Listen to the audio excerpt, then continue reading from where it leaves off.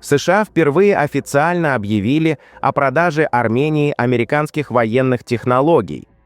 Речь идет о поставке разведывательных беспилотных летательных аппаратов вертикального взлета V-BAT на сумму около 11 миллионов долларов.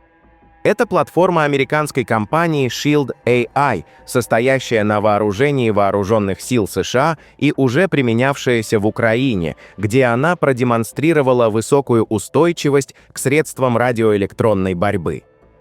V-BAT относится к классу так называемых tail-sitter – аппаратов с вертикальным взлетом, переходом в горизонтальный полет и посадкой на хвост.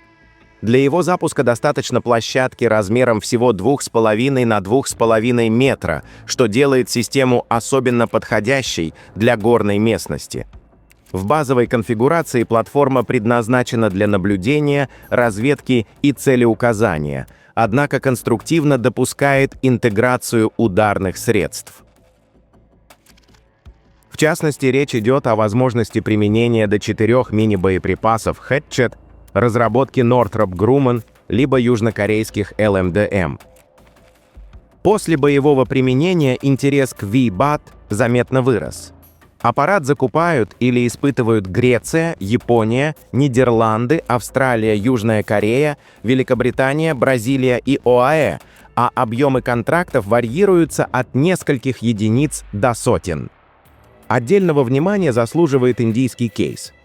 Shield AI запускает производство V-BAT в Индии в рамках стратегического партнерства с JSW Defense с инвестициями около 90 миллионов долларов. Индия становится не только производственной площадкой, но и одним из крупнейших операторов системы.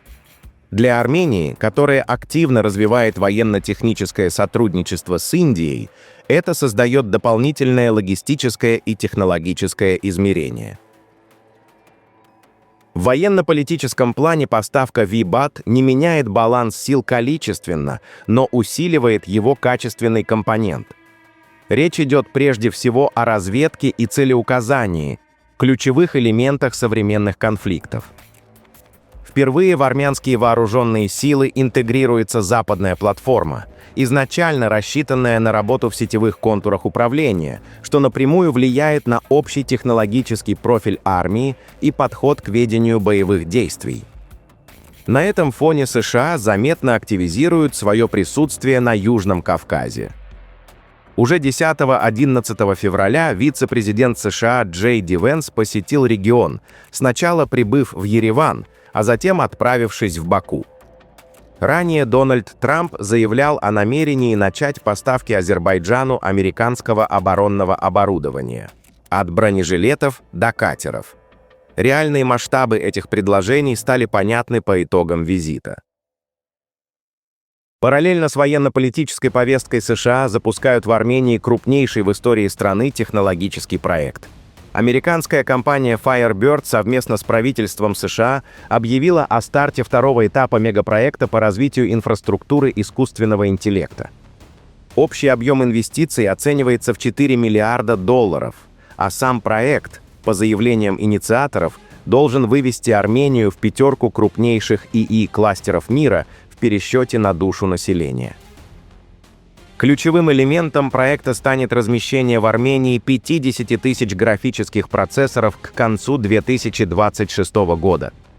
Расширение стало возможным после получения разрешения американских регуляторов на экспорт еще 41 тысячи новейших чипов NVIDIA GB300. О запуске второго этапа было объявлено в ходе официального визита Венса в Ереван на совместной пресс-конференции с премьер-министром Николом Пашиняном, где проект был назван крупнейшей технологической инвестицией в истории страны. Венс подчеркнул, что соглашение создает новые рынки и рабочие места в обеих странах, отметив, что подобные чипы отсутствуют в большинстве государств мира. Пашинян связал проект с армяно-американским меморандумом по полупроводникам, подписанным в августе 2025 года, назвав происходящее его практическим результатом. По его словам, в Армении формируется полноценная фабрика ИИ и современный дата-центр. Сооснователь и CEO Firebird Размик Авакимян заявил, что новый кластер превращает Армению в глобальный узел суперкомпьютерных мощностей. Второй этап проекта следует за первым, объемом около $500 миллионов, и закладывает основу для развития биологических наук, робототехники и космических исследований.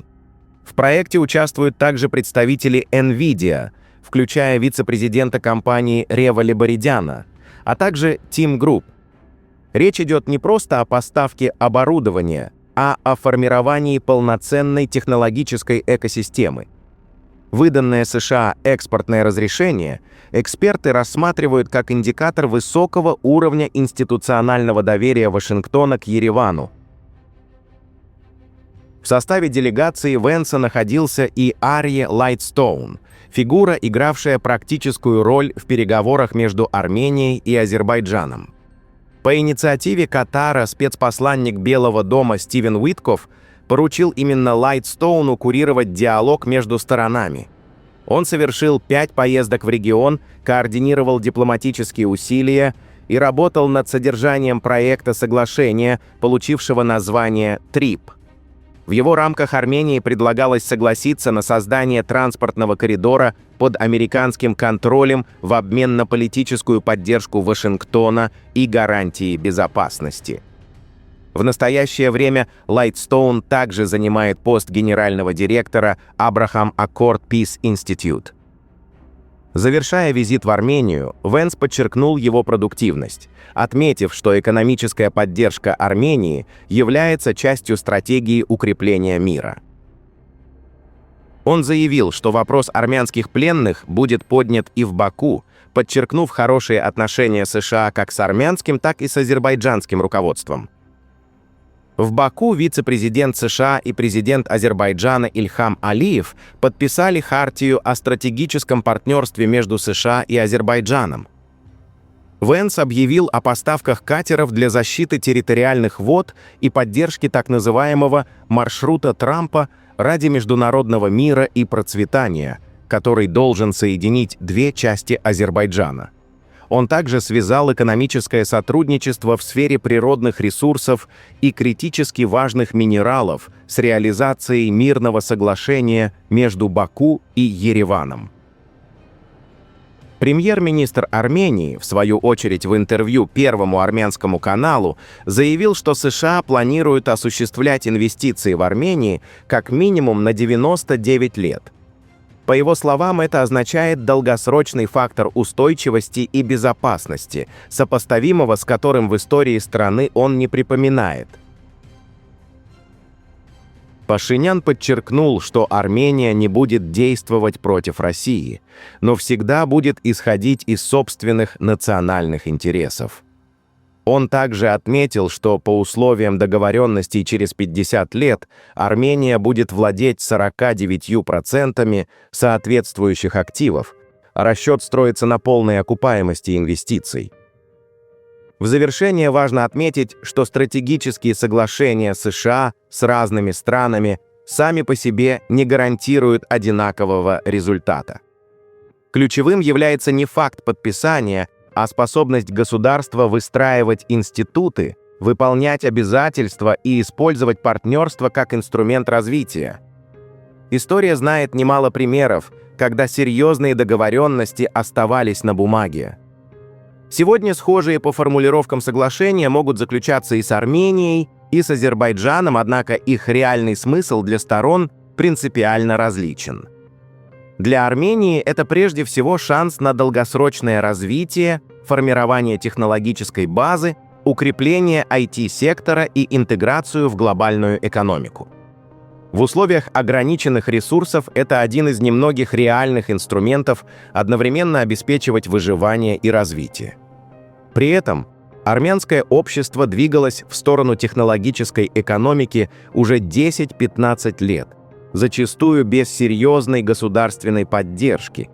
И нынешние шаги во многом лишь институционализируют уже существующий общественный запрос.